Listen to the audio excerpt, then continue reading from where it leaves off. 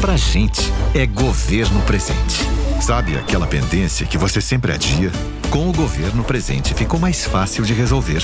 Com 37 edições realizadas entre a capital e o interior, o programa já alcançou a marca de 250 mil atendimentos. É cidadania, saúde, crédito para o seu negócio e muito mais. Tudo em um só lugar e mais perto de você. Governo do Amazonas. A força da nossa gente. Existe uma educação que há 45 anos transforma vidas, com projetos pioneiros de preservação e sustentabilidade. Aqui, os alunos vivenciam uma educação inovadora que os prepara para os desafios do futuro, na qual a excelência acadêmica, competências socioemocionais e ambientais são a chave do sucesso. Afinal, mais que estudantes, formamos cidadãos íntegros que serão os protagonistas de um mundo melhor. Pinóquio Centro Educacional e Colégio Marta Falcão. Educação para um futuro sustentável. Matrículas abertas para 2025. A Prefeitura de Manaus segue intensificando os serviços de sinalização viária por toda Manaus. Mais de 500 faixas de pedestres já foram revitalizadas em 57 bairros. E agora chegou a vez do Santa Etelvina. Com essa sinalização nova, o trânsito fica muito mais seguro para todo mundo. É a Prefeitura garantindo mais organização e segurança para o trânsito. É a Prefeitura de Manaus quem faz por você. Prefeitura de Manaus. Gente que trabalha. O governo do estado vem reforçando a segurança na capital. E aqui também no interior. É a Operação Segurança Presente. Com mais polícia nas ruas e investimentos em novos equipamentos e tecnologia. Já atingimos a menor taxa de homicídios em 21 anos. E tolerância zero para crimes contra criança e adolescente. É mais segurança para todos. É pra já, é pra gente. Governo do Amazonas. A força da nossa gente.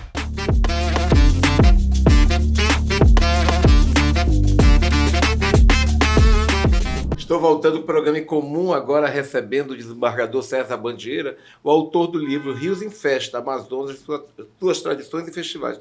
Desembargador, eu tive o privilégio de apresentar em Parintins esse livro, e quando eu folheei o livro, logo no primeiro momento, fiquei apaixonado pelas imagens, principalmente. Depois mergulhei no conteúdo, onde o senhor faz um apanhado das principais festas e eventos que nós temos no interior do estado do Amazonas.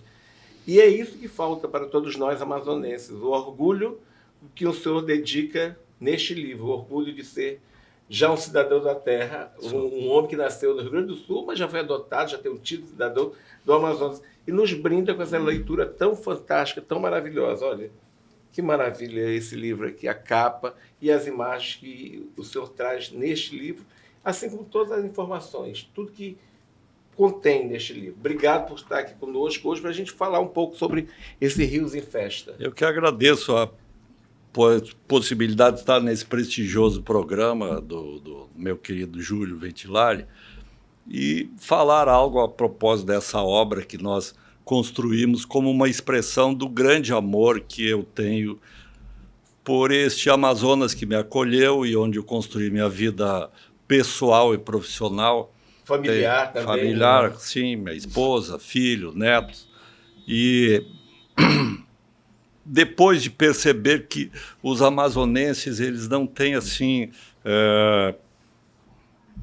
não vou dizer que não tem, não é uma questão de não ter amor, não tem uma dedicação com relação a esses temas porque esses temas têm muita relevância na vida das pessoas, especialmente do interior, em algumas cidades, das andanças que a gente fez profissionalmente na magistratura ao longo de 4 décadas. Você vê que tem pessoas que vivem em função dessas festas, desses festivais, e eles são, na medida em que subsiste num dado momento o recorte histórico, são a expressão da nossa cultura, né? E cada e cada região tem o seu aspecto diferenciado, né, embargador? A gente sabe que a religiosidade está presente muito, o catolicismo está muito presente nessas festas aqui, né? A religiosidade é um fio condutor em todas as regiões, né? Todas elas. Outros elementos também são condutores em boa parte das cidades do interior dos municípios. São 62 municípios e eles constam todos nessa obra. E foi muito difícil realizar. Primeiro é bom dizer isso. Foi muito difícil conseguir reunir todas essas informações, porque elas não estão nos organismos oficiais onde deveriam estar, né? Afinal, nós temos, inclusive, né? Nós temos órgãos de turismo no estado do Amazonas, em Manaus, e em menor dimensão nos municípios do interior. E o pessoal não tem isso catalogado, nem na Associação de Municípios. Então, foi uma busca que demorou muito tempo. E, enfim, nós conseguimos compor esse mosaico. E esse mosaico expressa o quê? Expressa a religiosidade, as crenças, o culto aos antepassados, a cultura que veio de fora. De outros países, né, que a gente herdou. Ela veio assim, principalmente pelo Nordeste, mas do Nordeste já é uma herança portuguesa em certa medida, aí tem os mitos, as lendas do nosso país, que também estão representados em muitos municípios, e tem também os eventos, as efemérides locais, como, por exemplo, o Cardinal, em Barcelos. Tem também alguns eventos muito especiais que são completamente desconhecidos, como lá no Alto Solimões, em Belém dos Solimões. Para quem conhece o local... É uma comunidade ou é uma comunidade? É uma comunidade pequena, bem isolada, e principalmente é uma região habitada pelos indígenas, e ali então tem um festival, a Varec, realizado anualmente, onde se reúnem os indígenas dos 3 países. Tipo uma confraternização, né? São eventos, eles têm disputas físicas e uma série de outros elementos que nós descrevemos no livro, mas ali se materializa um fenômeno muito interessante com relação aos nossos irmãos indígenas, que é a transnacionalidade. Eles não são peruanos, brasileiros, venezuelanos ou colombianos. Agora já tem muitos que são brasileiros, porque aqui tem os benefícios sociais que não tem nos países, né? Não tem. Então, agora é realmente interessante ser brasileiro por esse aspecto. Então, mas o que eu quero dizer é que eles circulam, eles não têm fronteiras físicas, né? Como os demais cidadãos consideram, né? No passaporte, essa coisa toda. Circulam. Agora, desembargador, existem elementos importantíssimos nesse livro, né? Elementos que a gente desconhece, né? No geral, a gente desconhece.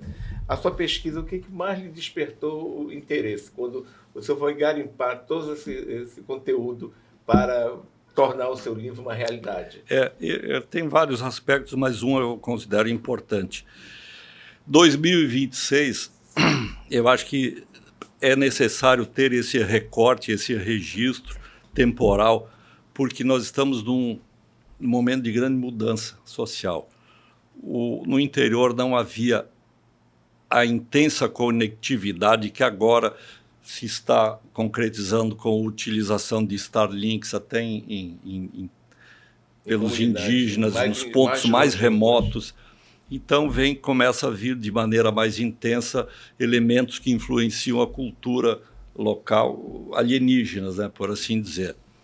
E eu acho que esse é um grande elemento dessa obra que, em 2026, era assim. Se essa obra vai subsistir ou não, não sei, mas ela está posta. E tem um outro detalhe também que eu considero muito importante. Os manauaras, em geral, não conhecem o interior. Não, isso eu confesso, porque eu comecei a descobrir o interior quando eu passei a trabalhar na justiça. Quando eu comecei a incursionar pelo interior por meio do trabalho na justiça, aí que eu fui conhecer o interior. E eu fico apaixonado cada vez que eu vou ao interior, porque eu trago conhecimento em relação à cultura de cada um município, cada região que a gente visita, a gente fica mais impressionado com o que eles comem, como eles vivem, o calor intenso de cada região. A gente pensa que Manaus é quente, mas existem municípios que são mais quentes, no estado do Amazonas. Aí você diz assim, mas como é que as pessoas vivem aqui dessa forma? Isso, todo mundo é feliz lá. Tem gente que não quer sair.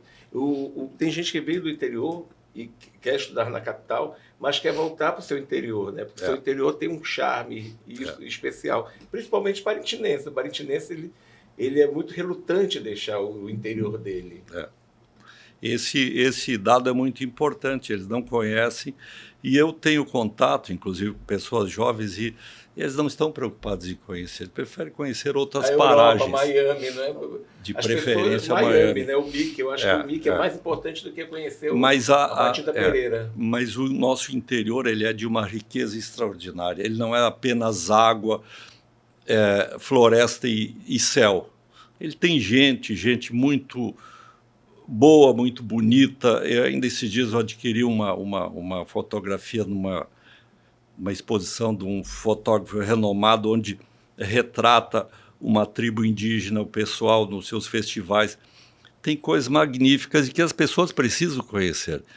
E se não forem para conhecer alguns aspectos da natureza, vão conhecer as festas. Agora eles vão saber quais são as festas, né? Tem meses que são mais festivos, outros menos festivos, conforme a gente colocou na obra aqui, e as peculiaridades de cada localidade. Tem um detalhe que chama a atenção, que eu coloco na obra, para cada município, a sua localização no mapa do Amazonas.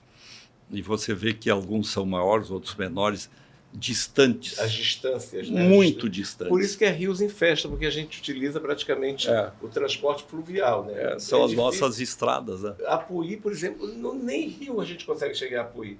Só por meio de avião, né? Muito mais difícil. Então os rios vivem em festa. Eu vou fazer uma palestra, inclusive, que eu falo de rios também. Sobre os rios. Porque isso é Rios em Festa. E eu coloquei também as bandeiras, que as bandeiras são muito expressivas. Se você for olhar as bandeiras de cada município, e todos eles têm a sua, você verá que algumas têm uns traços assim muito peculiares que revelam, vamos dizer, a riqueza local, a atividade local. Outras você identifica com países de fora do Brasil. Alguém passou por ali. Alguém passou e copiou aquilo. E copiou, aproximou. Se inspirou, né? Então, aí temos um mosaico também muito interessante, que ele é mostrado aqui, né, nessa obra. E também a gente colocou algumas fotos locais e não colocamos assim uma maior quantidade de ilustração para a obra não ficar muito densa. E digo mais, a obra é uma obra incompleta, conceitualmente incompleta. Por quê? Porque tem festivais que são eventos que são descontinuados, a gente observou isso. E tem alguns que surgem assim, de ano para ano, fazem mais alguma festa. Eu acho que é questão política, né? Aquele político assume o município e diz assim, não, esse é a cara da gestão anterior, então a gente vai inventar o nosso, né? Vai criar o nosso. Eu acredito que seja isso, é a minha opinião, né? A questão política é outra história no nosso estado. É outra história que atrapalha, né? Eu acho que o Brasil, né, que atrapalha muito, né? Esse livro já está sendo revisado, né? Com mais informações. Essa edição ela ainda não esgotou, mas eu já coletei mais informações e assim que ela esgotar, nós vamos fazer outra, se Deus quiser. Tem um grande entusiasta desse livro, que é o Zeca Nascimento, né? O Zeca Nascimento é distribuído para muita gente de São Paulo e as pessoas têm ficado fascinadas quando elas abrem o livro e veem o conteúdo do Amazonas, que é um estado tão rico e que a gente não conhece. Inclusive os personagens, né? Muita gente não sabe o que é Matita Pereira, o que é o Saci Pererê, que o Saci Pereira não faz parte do nosso folclore, mas ele surgiu do sul por meio do Sítio do Pica-Pau Amarelo e assim vai. A gente vai descobrir muito mais coisa em Rios em Festa, que a próxima edição está saindo. Onde que a gente compra esse livro? Olha, esse livro, eu vou até a semana eu falei com o pessoal da Valer, vou deixar lá esse livro para venda. E ele está sendo divulgado assim nos locais onde chegam pessoal de fora, né? Turistas. Isso aqui é um achado para o turista que vai conhecer muito mais o Amazonas. E para os barés também né? Com certeza. Os barés precisam viajar pelo interior. É bem verdade que é difícil, nós sabemos, você constatou pessoalmente, são dias de navegação, desconfortável. Você chega lá, não tem um bom hotel, mas é uma experiência positiva, pelo menos para os jovens. Né? É a realidade do nosso estado. Eu sou apaixonado pelo Rio Madeira, né? E o encontro do Rio Madeira com o Rio Novo Aripuanã, para mim, é um dos fenômenos mais lindos que tem. E é um dos rios mais perigosos e mais surpreendentes. É mesmo. É dos mais surpreendentes. Muito obrigado. O senhor tem rede social, desembargador? Olha, tem o e-mail está aí no livro. Eu vou deixar aqui. Né? Eu tenho YouTube, eu acho, mas eu não lembro nem qual é o meu YouTube. A gente vai pedir para a produção colocar aqui. Eu sou meio analógico ainda, mas... Mas aqui a obra está... Mas estou melhor na IA do que nesses detalhes de rede social. Em IA eu estou bem. Obrigado, desembargador. Muito obrigado mesmo. Foi um prazer. Daqui a pouco eu volto, tem mais em comum. Até daqui a pouco.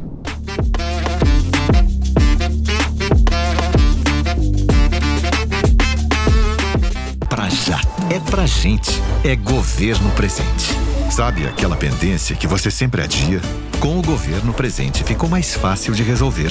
Com 37 edições realizadas entre a capital e o interior, o programa já alcançou a marca de 250 mil atendimentos.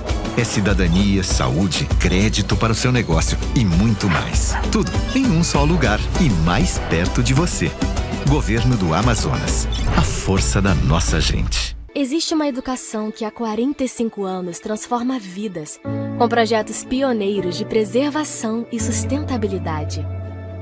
Aqui, os alunos vivenciam uma educação inovadora que os prepara para os desafios do futuro, na qual a excelência acadêmica, competências socioemocionais e ambientais são a chave do sucesso. Afinal, mais que estudantes, formamos cidadãos íntegros que serão os protagonistas de um mundo melhor. Pinóquio Centro Educacional e Colégio Marta Falcão. Educação para um futuro sustentável. Matrículas abertas para 2025. A Prefeitura de Manaus segue intensificando os serviços de sinalização viária por toda Manaus. Mais de 500 faixas de pedestres já foram revitalizadas em 57 bairros. E agora chegou a vez do Santa Etelvina. Com essa sinalização nova, o trânsito fica muito mais seguro para todo mundo. É a Prefeitura garantindo mais organização e segurança para o trânsito. É a Prefeitura de Manaus quem faz por você. Prefeitura de Manaus. Gente que trabalha. O governo do estado vem reforçando a segurança na capital. E aqui também no interior. É a Operação Segurança Presente. Com mais polícia nas ruas e investimentos em novos equipamentos e tecnologia. Já atingimos a menor taxa de homicídios em 21 anos. E tolerância zero para crimes contra criança e adolescente. É mais segurança para todos. É pra já, é pra gente. Governo do Amazonas. A força da nossa gente.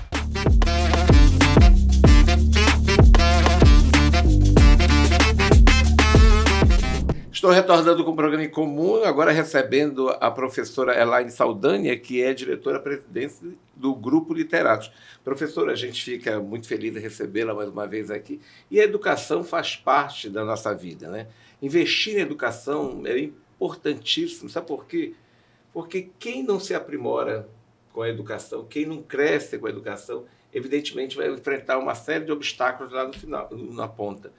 A vida hoje em dia não está mais preparada para as pessoas que não têm um conhecimento, não têm um preparo, não têm um diploma Tudo isso exige. Antigamente a gente sobreviveria sem diploma, né? Mas hoje em dia está muito difícil cada vez mais. E a senhora sabe muito bem disso, que comanda um grupo que tem essa preocupação com a educação há muitos e muitos anos, investindo cada vez mais, fazendo esse grupo ficar eternamente em movimento, trazendo novidades para o estado do Amazonas. Obrigado por estar aqui conosco. Obrigada, Júlio. É uma alegria estar aqui contigo. Também trazer para você algumas novidades que eu acho que são muito interessantes para a sociedade manauara. Educação, eu acho que é a transformação da vida das pessoas. Esse é o nosso mote como propósito, até porque a educação transformou a minha vida. Então, eu acho que esse fator, né, que é muito preponderante, principalmente de forma emocional, de crescimento pessoal, ele é fundamental para todas as pessoas, né? E cada vez mais o mercado está mais exigente. Está afunilando cada vez mais. Com certeza. E coisas novas na tecnologia estão chegando. Então, as pessoas têm que estar sempre atualizadas. Existe uma frase que fala-se lifelong learning. É você aprender para o resto da vida, o tempo inteiro. Então, é isso que a gente busca também do Literatos, os nossos aprendizados internos na área da gestão, para poder liderar o grupo, e também para os nossos alunos, na inovação do currículo dos nossos alunos, né? Agora, essa inovação, como a gente fala, é constante, não é, professor? Sim. Hoje em dia nós estamos mergulhando no mundo da IA, ainda agora o desembargador estava aqui, o desembargador Bandeira estava aqui, dizendo que ele é muito bom em IA, né?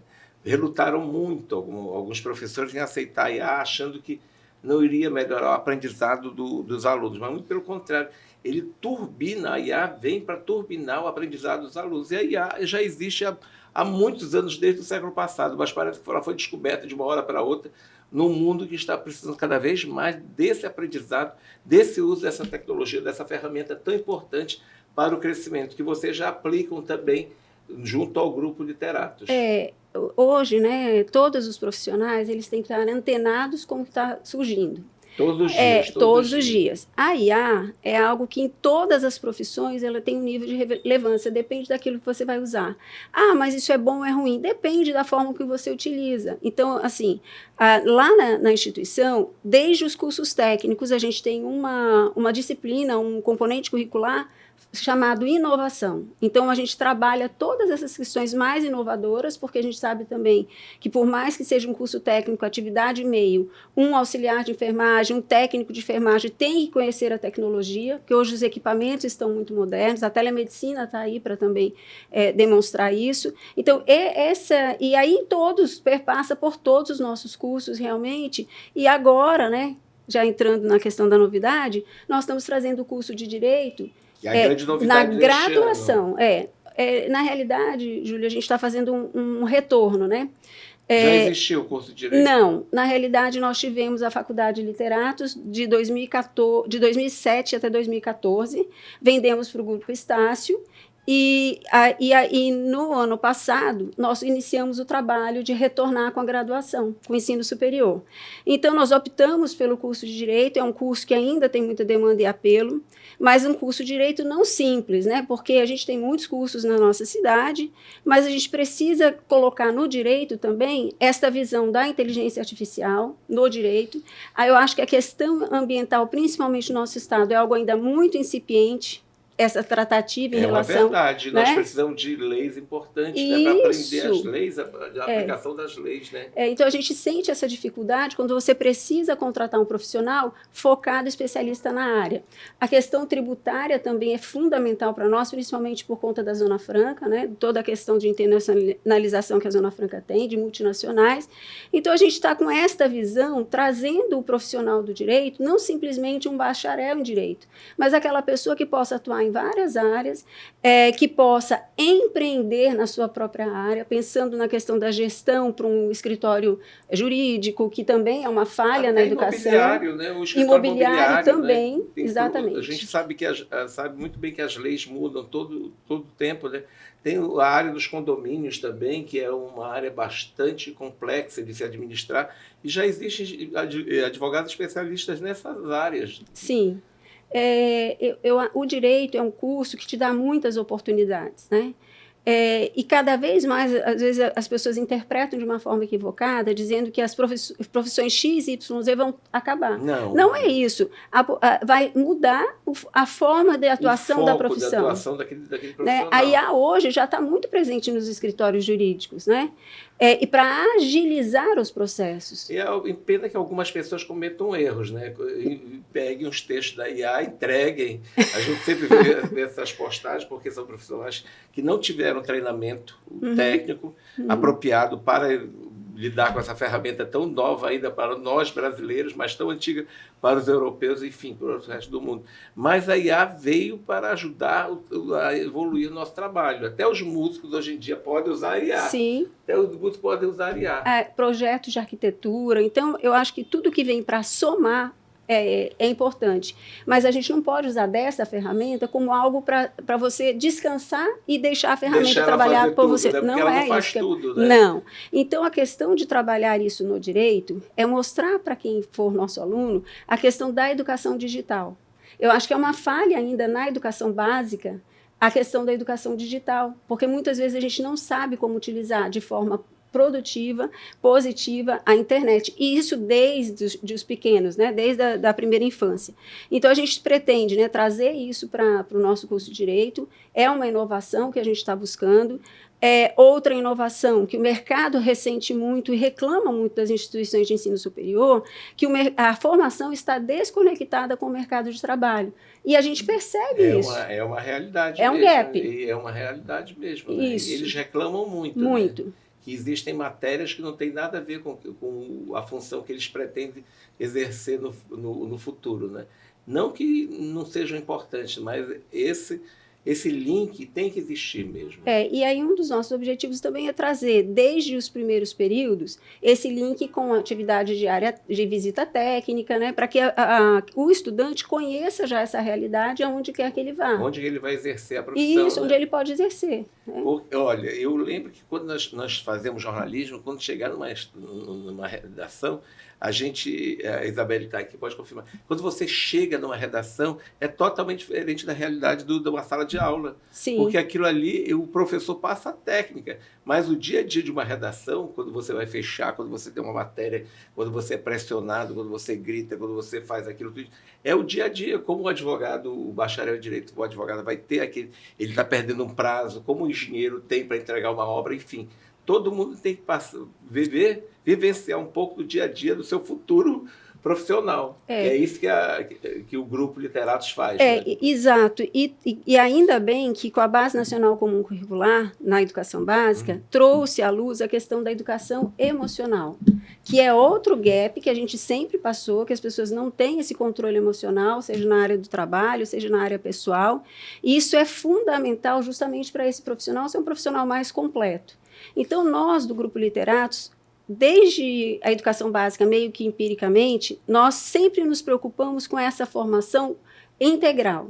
E quando nós chegamos na Faculdade de Literatos, lá em 2007, nós criamos um projeto chamado Programa Empregue Habilidades. Que, claro, pensando na empregabilidade, que é fundamental para quem faz um curso, seja técnico, seja graduação. Que é fazer um curso que arranje um lugar no mercado de trabalho. E é outra coisa que nós estamos vendo hoje. A atividade meio que é técnico, que tem muito mais oportunidade, e até por ser um curso mais rápido e mais direto, ainda se consegue melhor colocação. Eu tenho visto, até porque a gente faz pesquisa.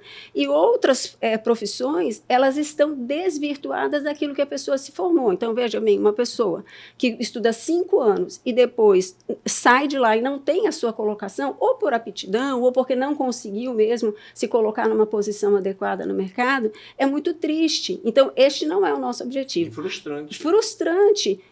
Investir o tempo, dinheiro, perdeu né? Dinheiro. Isso, e não tem essa colocação. Então, esse link entre o mercado de trabalho é justamente para que as pessoas que saiam estejam preparadas para tudo isso. Desde a educação digital, inteligência emocional, até essa questão do empreendedorismo e de como tratar vamos dizer, né? Porque existe uma vertente de escritórios jurídicos que o formado pode estar, E ele tem que saber como se posicionar, vender o escritório jurídico, né? A área comercial, a área de marketing, aquilo que ele vai querer se especializar, ou ele vai ser um escritório generalista. Então, assim, nós estamos realmente preocupados em oferecer algo que seja diferente para o mercado, não algo que esteja no nível igual ao de todos. O profissional ele tem que estar preparado. Inclusive, existe um filme que eu indico muito, que é O Diabo Veste Prada. Eu digo que ali O Diabo Veste Prada é um grande aprendizado para todos nós, né? Porque ela foi trabalhada uma revista que ela não combinava com o estilo da revista. Sim. Então, você tem que combinar com o modelo do local onde você vai trabalhar. Não adianta você ir com uma calça jeans rasgada se você vai trabalhar numa revista de moda, de estilo. Assim como o profissional de direito não pode ir todo de camiseta e calça jeans e bermuda para o escritório. E assim vai. Professora, eu quero saber sobre os cursos técnicos presenciais e semipresenciais, porque às vezes as pessoas não têm tempo, em famílias trabalham uma jornada de trabalho intensa para fazer o curso presencial. Vão ser lançados cursos técnicos presenciais e semipresenciais também. Isso. Nós iniciamos com o Literatos Digital em plena pandemia. 2020. Foi um desafio. Foi um desafio gigantesco. Foi uma reinvenção, né? Total. E aí, era um curso piloto que nós íamos fazer internamente para iniciar no digital, na educação à distância, no curso técnico. E quando tudo isso aconteceu, no ano de 2020, que existiu o fechamento das empresas e tudo mais, nós gravamos conteúdos de forma isolada durante o ano. Então, nós fizemos 40 cursos, que são cursos rápidos, de 20 horas, alguns, e a maioria de 40 horas. Então, isso também está no Literato Digital. E depois, nós iniciamos um trabalho de montar os conteúdos para o EAD e semipresencial, porque a área da saúde nos exige que seja semipresencial. Por exemplo, hoje nós temos o curso semipresencial em enfermagem. Esse curso ele tem 100% de presencialidade nos estágios, porque é muito sério você fazer um curso de saúde sem você ter a vivência. Ele tem uma carga horária de 50% presencial também para a área prática, porque é necessário também, e alguns componentes curriculares ele pode ser feito à distância. Então, por isso que nós estamos chamando de semipresencial.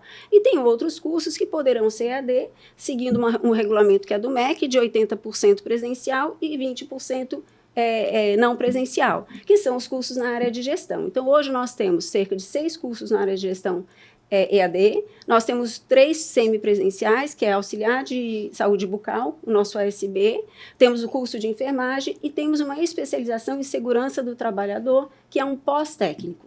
Então, esse é o nosso mote hoje, mas nós estamos dando sequência a todos os cursos que nós temos na instituição, que são presenciais, para dar oportunidade àquela pessoa que não tem tempo e que possa ter essa flexibilidade de estudo. O interior também está ganhando novos cursos, né? Vocês estão ampliando unidades para o interior. Vocês já estão presentes em quantos municípios? 12 municípios do estado do Amazonas. 62 municípios, você falta só 50. Só. Mas já estão chegando lá. Essa empreitada, nós começamos em 2023. Porque nós percebemos, o nosso interior é muito carente. Com certeza, de opções. Muito, muito. E aí, nós iniciamos, então, com 3 ou 4 municípios e fomos crescendo, e a gente tem alguns objetivos também para atingir. E agora, semana passada, nós fechamos mais um, mas não é no estado do Amazonas, é no estado do Pará, em Santarém. Então, nós estamos tratando como polo de ensino, onde nós temos parceiros, que na maioria das vezes já são parceiros de instituições de ensino superior, que têm os laboratórios necessários e super bem montados, porque eu vejo essa realidade quando eu visito, mesmo que virtualmente pelo Conselho Estadual de Educação, que eu estou como conselheira, eu visito os cursos, né, para poder autorizar ou credenciar, e são cursos muito bem organizados. Então, nós estamos buscando esse tipo de parceiro no interior do estado. Então, a gente tem conseguido, e hoje nós já estamos com 12, com um município do estado do Pará. A Zona Leste também ganhou uma unidade. Também em 2023. 2023, já ganhou uma unidade. Já está expandindo cada vez mais a Zona Leste. Veja bem, a Zona Leste é uma pequena cidade. Uma média cidade. É um município. É um município. É o município da Grande Manaus. O nosso público, ele vem Zona Norte e Zona Leste. Quando nós montamos a educação profissional há 25 anos, o público vinha de ônibus para o centro da cidade e para as adjacências, que é João Batista, Constantino Neri. Por isso, nós estamos muito próximos de corredores de ônibus. Mas o mercado mudou. E o mercado está na Zona Norte e Zona Leste. Nós temos cerca de 700 mil pessoas naquela região. Então, nós, em 2023, visualizando isso, e depois de muitos pedidos, porque as pessoas pedem, né? Elas querem os cursos na localidade, de onde moram ou de onde trabalham, porque a Zona Leste tem tudo completo. Tem shopping, tem UBS, tem hospital, tem universidade. Então, eles podem viver naquele ambiente e vir visitar Manaus, digamos assim. Então, nós expandimos, né, e a gente está realmente muito satisfeito porque vimos que acertamos no público, que é o nosso público fim, que é o pessoal da Zona Norte e Zona Leste, e aqui na Rua Pará, nós vamos ainda temos os cursos técnicos aqui, e vamos iniciar com a faculdade de Direito também aqui, né? Então, a educação é muito dinâmica. A gente não consegue parar, né? A gente diz que, eu tenho outros colegas que trabalham em educação no Brasil, aí diz que tem um bichinho que pica a gente e a gente não consegue deixar de fazer. Eu acho que vocês estudam todos os dias, né? Todos os dias vocês estão estudando. Muito. Vocês não leem, vocês estudam, né? Isso. Vocês estudam. Todo dia eu conheço gente que trabalha com educação que não lê o livro, estuda todo o livro para aprendizado, como aprendizado. É verdade. E muitos conteúdos periféricos, porque você tem que entender um pouco de saúde, um pouco do direito, para você poder realmente montar e compor aquele teu portfólio de cursos. Então, isso faz parte. Professora, muito obrigado. Eu vou deixar as redes sociais aqui do grupo Literatos para que as pessoas possam buscar mais informações, não é? Porque é importante você se especializar no mercado. O mercado está funilando cada vez mais. Se você não tiver especialização, não investir em si mesmo, evidentemente não vai conseguir uma vaga no mercado. Bom, eu queria te agradecer mais uma vez pelo espaço. Obrigado. Queria aproveitar e te oferecer uma lembrança, um mimo, tá? Obrigado. Do Literatos. Transformar vidas. É o nosso propósito. Isso. Está aqui, olha. Viu? Todo azulzinho. A gente tem alguns programas que também são socioambientais, né? Então, que eu acho que isso é importante. Né? Isso. E aí eu quero te agradecer novamente, porque é sempre uma alegria. A gente sabe que o teu programa tem uma audiência muito especial, né? Professora. E também eu tenho por você. muito carinho pelo seu trabalho muito, sempre, né? Muito, pelo também. seu trabalho, porque eu sei como foi plantar essa sementinha, a coragem de plantar essa sementinha. É verdade. Isso que é bom, quando a gente sabe de onde a pessoa veio e como ela conseguiu conquistar tudo isso. Para chegar até aqui, a professora caminhou bastante, caminhou com bercinhos nas costas. É verdade. No bercinho de uma pampa, num caminhãozinho pequenininho. Mas está aqui agora, lançando o curso de Direito outra vez. Obrigado, professora. Obrigada, Júlio. Um abraço. Um abraço a todo o público. Obrigada. Daqui a pouco eu volto, tem mais em comum.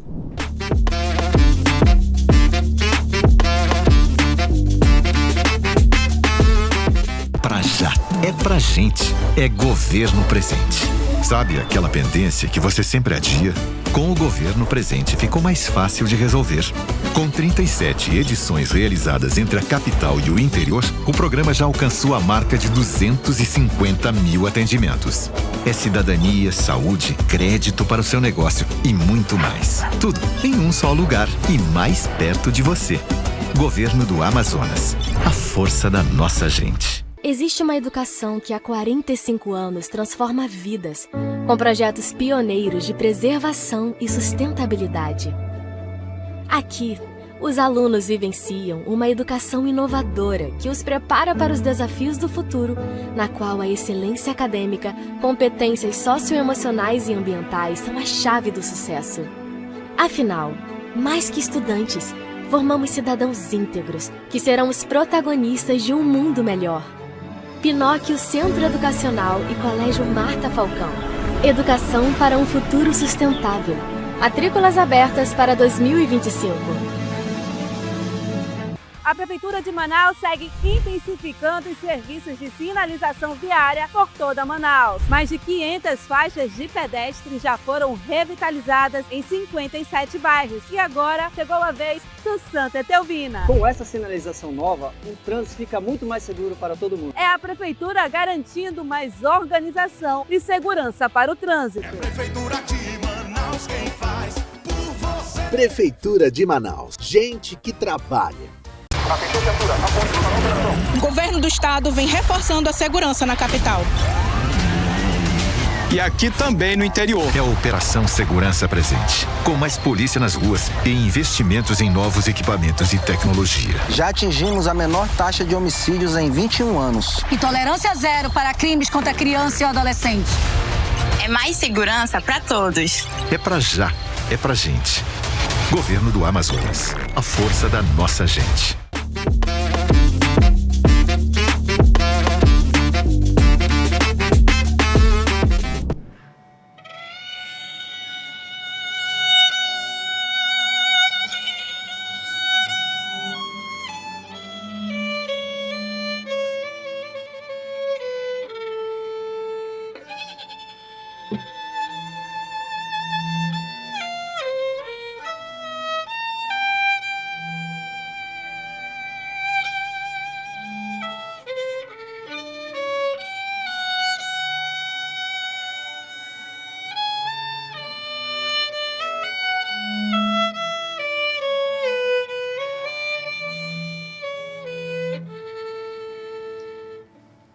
Eu quis abrir esse bloco com o Vitor Misael, tocando, e a emoção é muito forte quando eu ouço essa música.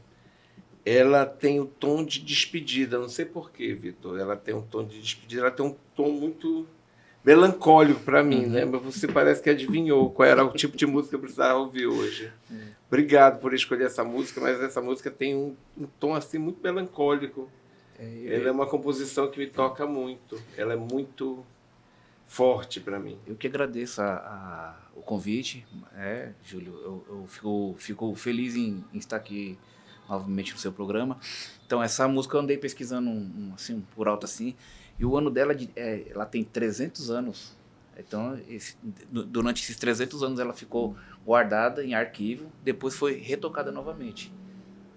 E você tem alguma história a respeito dessa música? Assim, ela é uma área que quando Sebastião Bach tocou, ela foi composta para tocar na quarta corda. Então é uma área da quarta corda onde os violinistas gostam muito de tocar. Toca em evento, toca em casamento.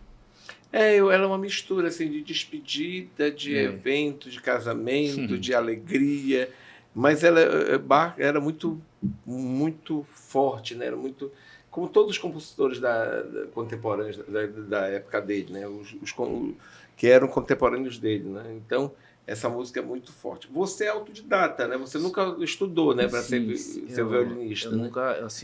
Desde criança sempre gostei de música clássica, sempre amei a música erudita. Aí, meu pai, quando ele tocava, ele era músico no exército, tocava trompete, instrumento militar e corneta. Então aí ele sempre me incentivou a não deixar de tocar, sempre estar estudando. Minha mãe também na época, quando ela dava aula, que ela era professora, ela chegou também a participar de fanfarra.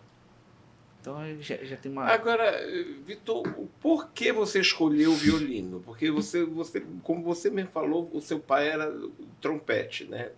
E por que o violino, então? Assim, o violino é um instrumento que ele transmite muito carinho, muito amor. Assim, o violinista, quando ele está compondo alguma música, ele procura sempre ir no mais profundo sentimento para poder compor as notas. Eu estava conversando com o Gabriel Lima, que é um dos violinistas violinistas do Caprichoso, né? Ele faz os arranjos do Caprichoso, né? Ontem ele tocou no meu aniversário e eu gosto muito de ouvir o Gabriel, né? Aquela emoção que ele sente quando ele entra na arena, tocando, né, com o Caprichoso, e é a emoção que eu acho que todo músico sente quando está ali no seu palco, quando está na sua apresentação, né? Cada um envolvido, principalmente quando aquela orquestra está toda formada, né? Eu assisti Turandot, assisti a montagem do Turandot, e é a minha ópera preferida. Eu fico emocionadíssimo com Turandot, porque ela é crudelíssima, né? Como é que uma ópera pode ser tão cruel e tão emotiva para todos nós? Ele, assim, essa Nessun Dorma foi a última música que o Puccini compôs. Antes do falecimento. Morte, né? Antes do falecimento foi essa obra que ele compôs, antes do falecimento. Então, Assim, essa música, ela transmite assim um sentimento profundo de amor, né, de amor, ternura.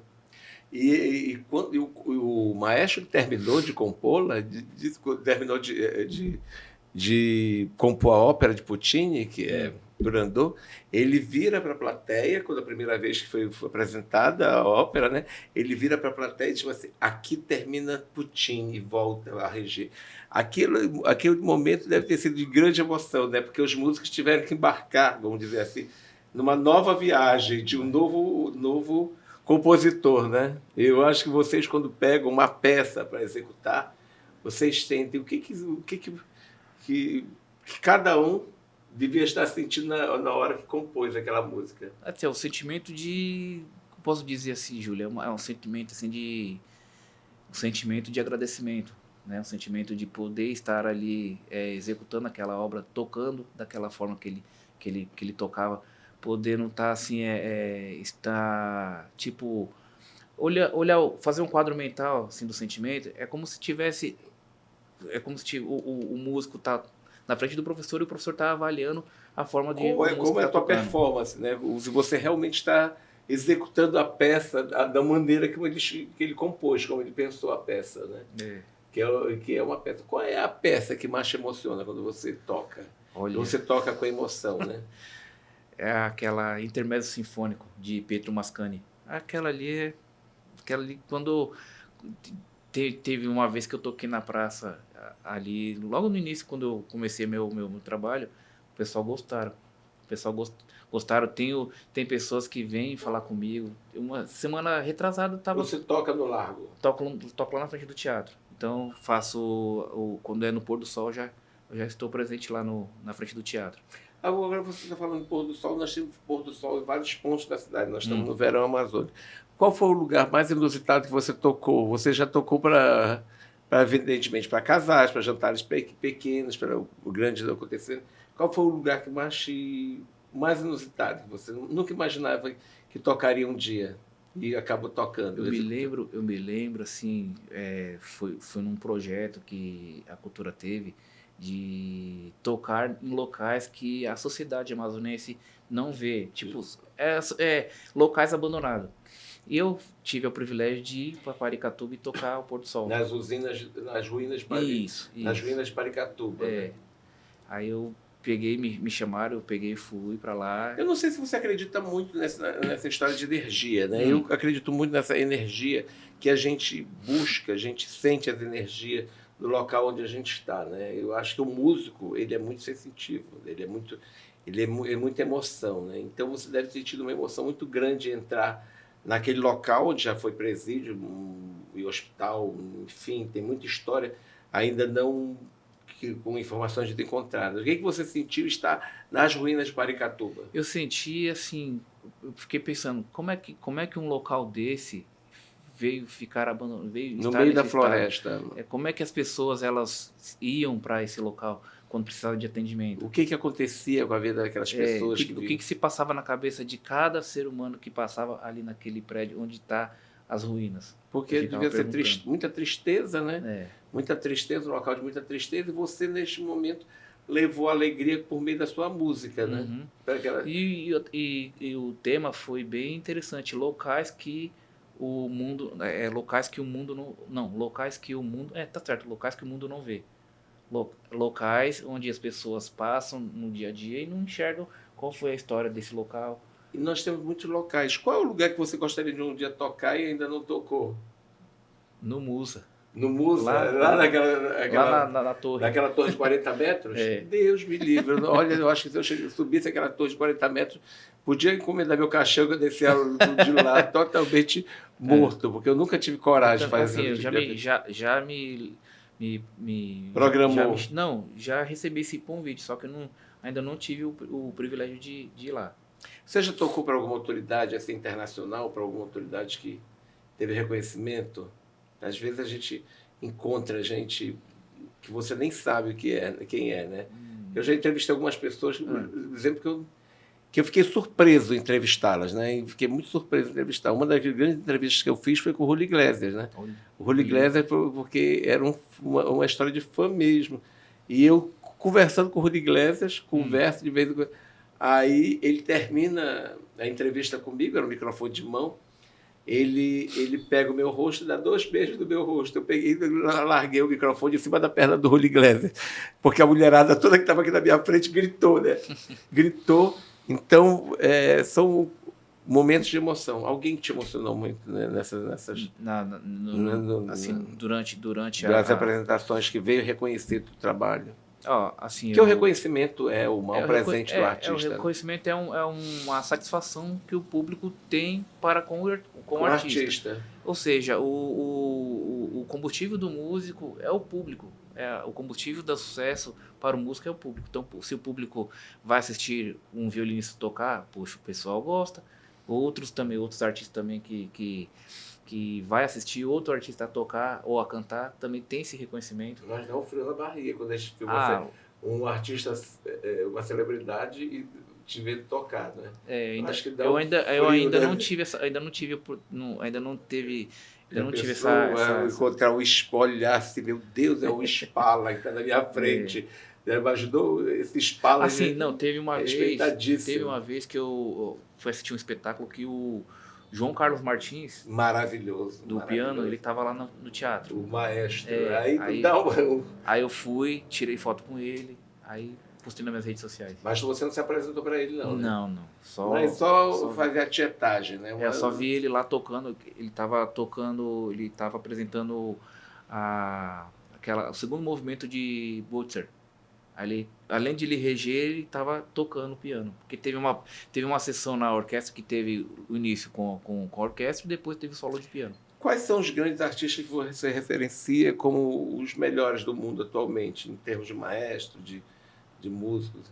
Eu gostava muito do Zubimeta. Tive a oportunidade de assistir o maestro Zubimeta regendo aqui, e um dos convidados era Roger Moore. Eu não consegui tirar foto com o Roger Moore, porque ele media 2,10 m. Eu batia, eu acho que bem da perna do Roger Moore. Eu tive a oportunidade de assistir o Zubimeta regendo no Teatro Amazonas. Tem o maestro Júlio Medalha, que é maravilhoso.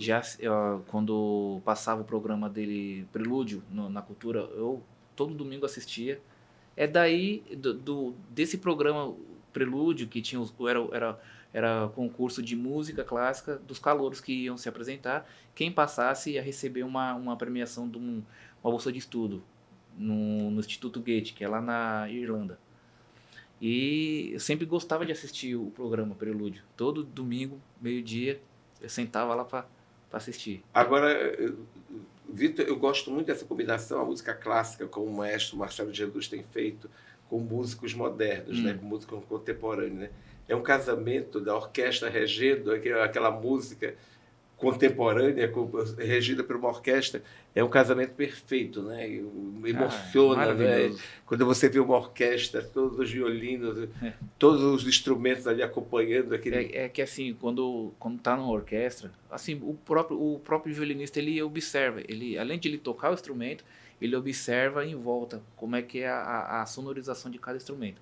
Tem instrumento que se sobressai bem, tem instrumento que fica abaixo um pouco o som do outro violino, e assim se torna a orquestra mais produtiva. O maestro, ele tem uma grande responsabilidade, né? Ele tem que ser muito bom de ouvido, né? Eu conheci o maestro que era o Severino Araújo, que regia a Tabajara, que foi uma das grandes orquestras brasileiras, né? E ele regia de costas. E quando eu fui entrevistá-lo, eu perguntei por que ele ficava de costas. Ele disse assim, porque eu me transporto para o salão para saber como é que cada instrumento está chegando no salão, para ele ficar de costas. Eu nunca tinha visto um maestro reger de costas assim. Aí ele fazia assim, ele sabia onde estava desafinado. De costas, você está falando para o público? De costas, de frente para o público e de costas para a orquestra. Sim. Era algo inusitado o Severino Araújo reger assim. Ele ficava regendo assim, e a orquestra toda aqui atrás. Outro maestro também, que uma vez eu estava em casa, assim, eu assisti o documentário dele sobre, é o Eliezer de Carvalho. Sim. Ele era um maestro também, que ele era assim, ele era rígido quanto à questão de fazer a regência. Ele via se tinha um instrumento desafinado, ele sabia de longe. É a mesma coisa o maestro mesmo. Eu não sei, porque eu acho que músico tem dias também que ele não está bem, né? E aí o instrumento não funciona direito. Ele não fala direito com o instrumento. É que assim, o músico ele trabalha a mente quando ele está tocando, e muitas das vezes o músico ele não está com a mente treinada para tocar. Para tocar. Então ele tem que transmitir o que ele tem que deixar os problemas de lado, deixar os problemas de lado para poder trabalhar. Vamos encerrar o programa hoje, né? Eu quero que você toque uma música de sua escolha, para a gente encerrar esse programa hoje. Vamos lá. Semana que vem a gente volta. Eu vou te deixar as redes sociais aqui, tuas redes sociais aqui. Eu vou deixar... Quais são as redes sociais? Minhas redes sociais é OHS_violinista. Vou repetir, OHS_violinista, o Instagram. O meu WhatsApp é 98263-9925. Vou repetir, 98263-9925. Então você pode ser contratado por esse meio desses contatos, né? Uhum. Vou encerrar o programa. Semana que vem tem mais aqui. Vocês vão ficar com o Vitor Misael tocando aqui para vocês, porque a música perfuma a alma. Eu gosto muito de música. Eu acordo com música. A primeira coisa que eu faço, eu digo, Alexia, ligar música, e ela já sabe qual é a música que eu quero. Vamos lá, então.